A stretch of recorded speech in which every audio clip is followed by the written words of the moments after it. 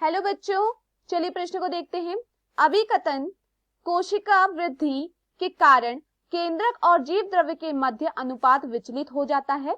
तर्क समसूत्री विभाजन केंद्र के कोशिका द्रव्य अनुपात को पुनः स्थापित करने में सहायक होता है।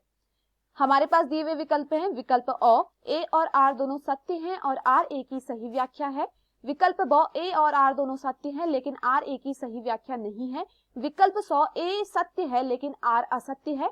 विकल्प द, ए असत्य है लेकिन आर सत्य है। विकल्प ई, ए और आर दोनों असत्य हैं। प्रश्न की मुख्य अवधारणा है। मुख्य अवधारणा, इस प्रश्न की मुख्य अवधारणा है कोशिका वृद्धि। कोशिका वृद्धि, इस प्रश्न की मुख्य अवधारणा है कोशिका वृद्धि। अगर बात की जाए कोशिका वृद्धि की, तो कोशिका वृद्धि क्या है? कोशिका विभाजन की एक प्रक्रिया है। यह कोशिका विभाजन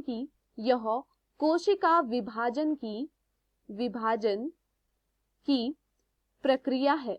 यह कोशिका विभाजन की एक प्रक्रिया है जिसकी पहली अवस्था है अंतरावस्था। पहली अवस्था क्या है? अंतरावस्था। कोशिका विभाजन की जो पहली अवस्था है वह है अंतरावस्था। और अंतरावस्था के क्या है?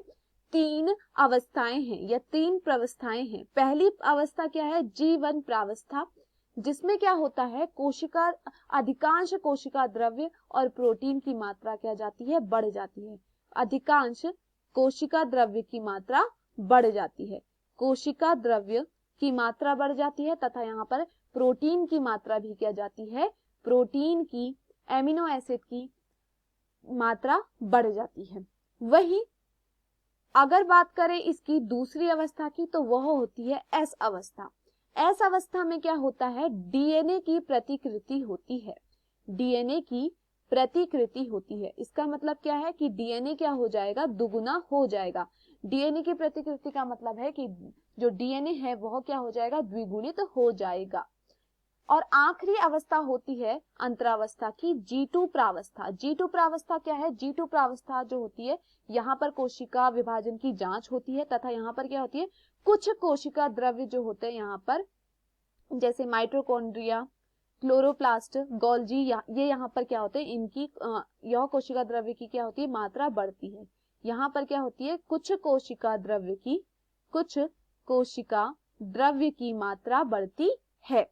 तो देखिए यहाँ पर क्या देखने को मिल रहा है? यहाँ पर यह देखने को मिल रहा है जो अनुपात है वह क्या हो जाता है? विचलित हो जाता है।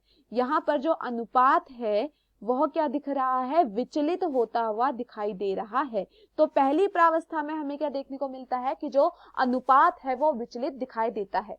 कोशिका विभाजन की पहली अवस्था में अनुपात विचलित हो जाता है और इसके बाद आती है इसकी दूसरी अवस्था, जिसे हम क्या कहते हैं? समसूत्री विभाजन।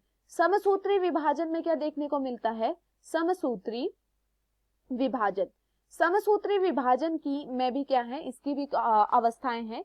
तो इसकी पहली अवस्था है प्रोफेज, जिसे हम क्या कहते हैं? प्रोफेज को कहते हैं हम पूर्वावस्था। प्रोफेज, तो पूर्वावस्था में हमें क्या देखने को मिलता है? पूर्वावस्था में हमें यह देखने को मिलता है, प्रोफेज में हमें यह देखने को मिलता है कि यहाँ पर क्या होता है? गुणसूत्रों का संघनन होता है। यहाँ पर गुणसूत्रों का संघनन देखने को मिलता है। यहाँ पर गुणसूत्रों का संघनन देखने को मिलता है। वहीं समसूत्री विभाजन की दूसरी अवस्था है मध्यावस्था, जिसे हम क्या कहते हैं? मेटाफेज कहते हैं। इसे हम क्या कहते हैं? मेटाफेज कहते हैं। यहाँ पर हमें क्या देखने को मिलता है? यहाँ पर हमें गुणसूत्र जो होते हैं वो मध्यांश पर उपस्थित होते हैं।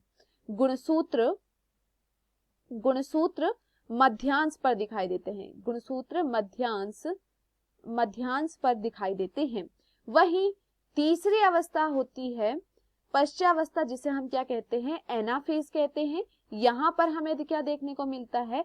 पश्चावस्था या एनाफेज में हमें तर्कु तंतु ध्रुवों की ओर जाते हुए दिखाई देते हैं। तर्कु तंतु जो होते हैं, तर्कु तंतु ध्रुवों की ओर जाते हुए दिखाई देते हैं। और वहीं आखिरी अवस्था जो होती है जिसे हम कहते हैं अंत्यावस्था, टीलोफेज, यहाँ पर हमें क्या देखने को मिलता है, अंत्यावस्था या टीलोफेज में हमें देखने को मिलता है कि जो कोशिका द्रव्य है उसका विभाजन, कोशिका द्रव्य का विभाजन, कोशिका द्रव्य का विभाजन। यहाँ पर हमें कोशिका द्रव्य का विभाजन देखने को मिलता है।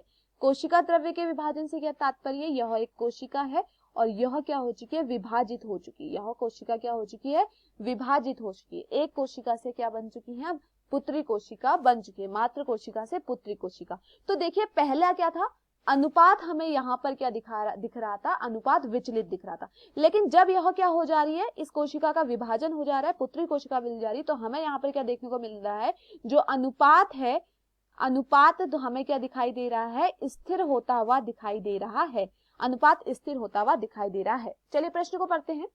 हमें यहाँ अभिकथन पढ़ना है, कोशिका वृद्धि के कारण केंद्रक और जीव द्रव्य के मध्य का अनुपात विचलित हो जाता है। तो देखिए यहाँ पर क्या हो रहा है, अनुपात विचलित होता हुआ हमें दिखाई दे रहा है जब कोशिका की वृद्धि हो रही है, तो यह सत्य है। तर्क, समसूत्री विभाजन, जहां पर हम क्या देख रहे हैं, कोशिका द्रव्य का विभाजन देख रहे हैं। केंद्रकीय कोशिका द्रव्य अनुपात को पुनः स्थापित करने में सहायता होता है, तो यह पुनः स्थापित करने में सहायक है। जहां पर क्या था, अनुपात विचलित हो गया था, उस अनुपात को वह पुनः क्या कर रहा है, स्थिर कर रहा है, तो यह भी क्या है, सही है। तो यहाँ पर तर्क भी सही है और कथन भी सही है। तो यहाँ पर ए और आर दोनों क्या है, सत्य है, और जो तर्क है वो जो कथन है उसकी सही व्याख्या कर रहा है। चलिए प्रश्न को विकल्पों को देखते हैं। विकल्प अ, ए और आर दोनों सत्य हैं और आर ए की सही व्याख्या है, तो यह यहाँ पर क्या है, सत्य है। तो दिए हुए विकल्पों में जो हमारा सही विकल्प है वह है विकल्प अ। मैं आशा करती हूँ आपको यह समझ में आया हो। धन्यवाद।